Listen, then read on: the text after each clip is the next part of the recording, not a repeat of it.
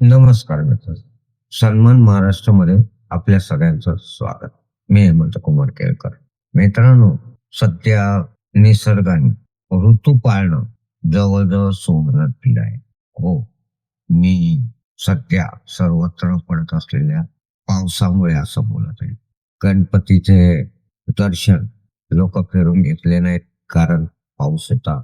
नवरात्रीतही देवी दर्शनाला लोक जात नाहीयेत, कारण पाऊस आहे. असो, या पावसामुळे, परंतु या पावसामुळे शेतकऱ्यांचं बरचस नुकसान झालेलं आहे. आणि हे नुकसान जे आहे याच्या पाहणीसाठी बऱ्याचशा पक्षातले लोक, मग सत्ताधारी असो किंवा विरोधक असो, लोक बांधांवर जाते.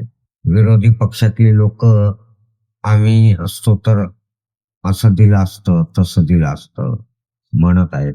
तर सत्तेतले लोक आम्ही एवढे पैसे देऊ, पंचनामे करायचे आदेश आम्ही दिले, असं सांगत आहेत.